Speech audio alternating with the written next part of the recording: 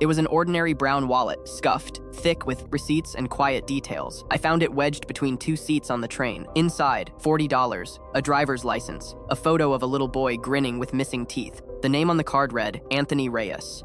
I turned it in to Lost and Found, filled out the form, and forgot. 3 months later, the train station called. No one claimed it, the clerk said. You left your number. I picked it up. The cash was still inside. The photo, too.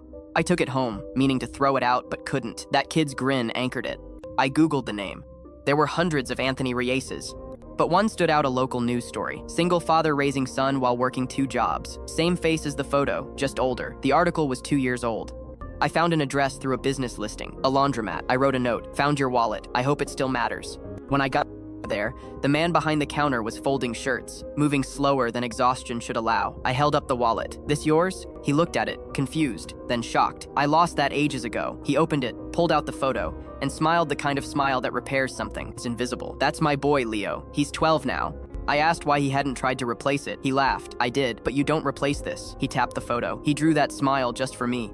He offered me the $40. I refused. He insisted. I refused again, so he poured me a cup of coffee instead. We sat on overturned laundry baskets and talked about trains, about time, about how small things can disappear for a while without really being gone. Before I left, he said, "You know, I thought I lost more than a wallet back then. I thought maybe I was losing track of life, but look, it waited for me." On the way home, I realized I'd spent months thinking the wallet was a mistake, something I'd forgotten to handle. But maybe it had its own schedule. Maybe it needed to disappear long enough to remind someone what they still had. A week later, I found a small envelope in my mailbox. Inside was a photo of Anthony and Leo, older now, both smiling. On the back, in case you ever lose something important, sometimes it finds its way back, just takes the long train home. And weeks after that, I bumped into Anthony at a local park. Leo was running ahead, laughing as if the world owed him nothing and everything at the same time. Anthony waved, holding the wallet now slightly worn at the edges, as if it too had been waiting to see this day. We talked about small victories, about keeping promises, even ones to yourself, and how moments of honesty can travel farther than you expect. He told me Leo had been asking about the wallet the night before,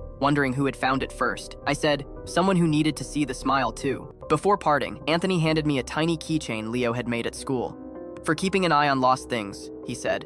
At home, I hung it next to my own keys, a quiet reminder that some returns aren't about items, they're about timing, care, and the invisible bridges between strangers.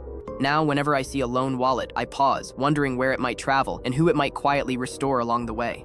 Not every return needs to be on time. Some things arrive exactly when your heart's ready to recognize them again, and sometimes they bring a little more joy than you ever expected.